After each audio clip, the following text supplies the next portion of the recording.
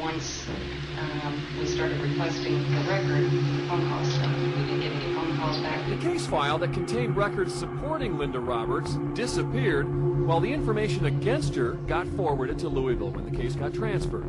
Then Louisville investigators learned the Meade County investigator who executed the initial affidavit alleging contempt is the best friend of the temporary custodian's mother-in-law. That started raising some suspicion about what the agenda might be, or if there was another involvement. And if CPS supervisors in Louisville are concerned and suspicious of how this case was handled, you can imagine how Roberts feels. They can pull strings and do things, and files can disappear, you know, and reports can be made, and children can be snatched out of the home without even a hearing.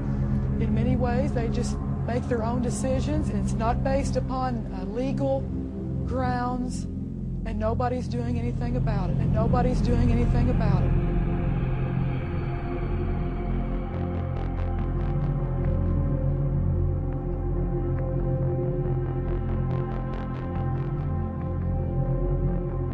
Tonight, a CPS supervisor is accused of child molestation. No answer at the Phoenix home David Wigton shared with his wife and children. Pt.5 has learned Wigton has worked for Child Protective Services for some 2 decades. Investigators confirmed they started looking into this after the young family members spoke up. Police also say Wigton provided porn to other minors in his home. The right of the people to be secure in their persons, houses, papers, and effects against unreasonable searches and seizures shall not be violated, and no warrant shall issue but upon probable cause. Gates was shocked to find CPS workers in his home uninvited. That opened my eyes to a whole new way of government. Especially when CPS refused to leave. In my being naive, I really kind of fell back on this Fourth Amendment thing. You know, you're kind of raised that you had protection in the home. Gates said it didn't matter. At the end of that day, 6 deputies and 5 CPS officials came into our house and removed all 13 children in emergency taking. One by one, all 13 of the Gates children were removed from their homes, loaded into a paddy wagon, and taken to foster homes. That's wrong. It was done without a court order under what's called an emergency removal. The law allows it only when there's a danger to the physical health and safety of a child, and the need for protection is so urgent, removal is necessary. What was the danger? The reason they later on said in court is, well, we felt Mr. Gates was uncooperative.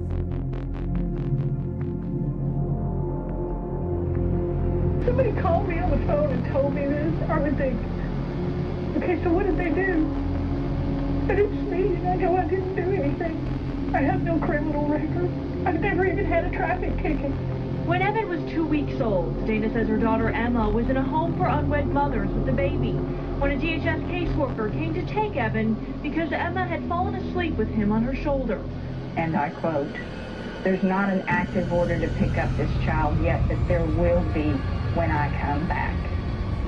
As soon as I leave here, I will make the call." A few weeks later, Dana says DHS came back with this order to take the baby. The order says surroundings endanger the welfare of the child. Okay, yeah, I don't live in a big fancy home in Edmond, but it's a nice home and it's clean. When they went to court, Dana says her daughter took a drug test. This is their so-called drug test that says that my daughter is 108 positive for marijuana, which is a lie. So Dana took Emma for an independent drug test. This was taken an hour and a half after that one was taken. This one is negative for everything. They lied. Dana believes DHS wants to adopt her grandson for federal money. The fact that he's a baby makes him easily adoptable. This federal study shows in 1999, Oklahoma got $2 million from the federal government as an incentive for adopting children. Dana says she cannot try to adopt her grandson because years ago, her own son was in DHS custody for 48 days. They placed him in the home of a child molester and his 17-year-old son who had the same habit. Both of them, every day, physically and sexually abused my child. He couldn't live with it, and he committed suicide. Now Dana says she will fight to protect Evan Charles because she could not protect her son, Charles. The man behind the face of DCF arrested on child pornography charges, and authorities say one of the victims was in the state's foster care system. Now the latest in DCF Pt.5's shattered image, an arrest of one of their own, and not just anyone. 40-year-old Al Zimmerman was the press secretary.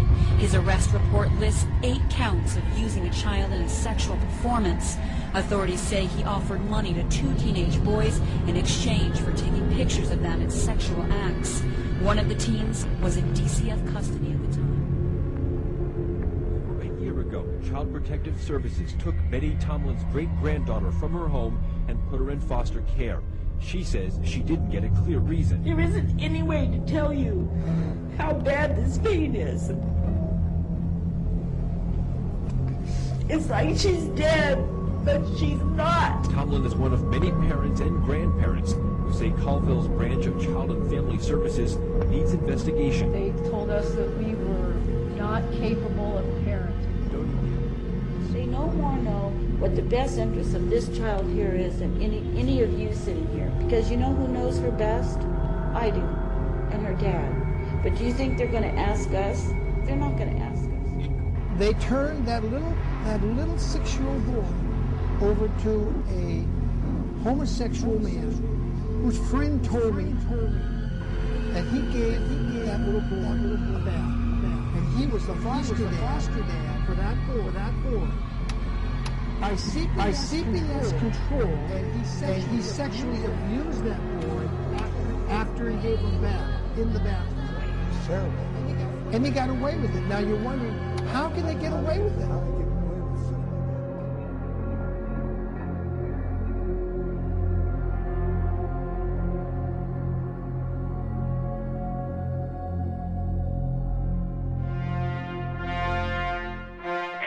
The beginning of this journey for me began with a grandmother who was trying to get her 2 granddaughters in one of the counties in my district. The Child Protective Services had removed the 2 little girls from their mother, who was very young, and they based it on the fact that there was an unopened can of beer in the front of her car.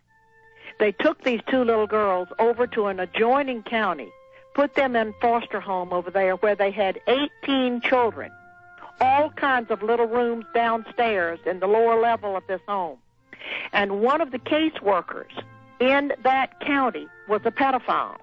Of course. Who lived in that home and regularly sexually molested the children who were in the foster care. When this came up in court, I went to court with this grandmother and sat in the back of the courtroom. And we had a good attorney that day who pulled the walls down, who cross-examined one of the older children in this foster home, and she admitted that there was an inappropriate relationship between the foster mother and the caseworker. And then it got a little worse, and then the juvenile court judge got all nervous and said, "Counsel, meet me in my chambers," and they went out and stayed 5 minutes and came back, and our attorney just looked at us and out loud said, "It's nothing but legal kidnapping." That's all it is, legal kidnapping. But let me tell you what happened. Did they get the child back? We pressed, it's called DFACS in Georgia, and we pressed and pressed and pressed. The judge said those children will be removed within a week. Well, a week was gone, 10 days was gone, the children were still there. We kept leaning on them to get those children out of there.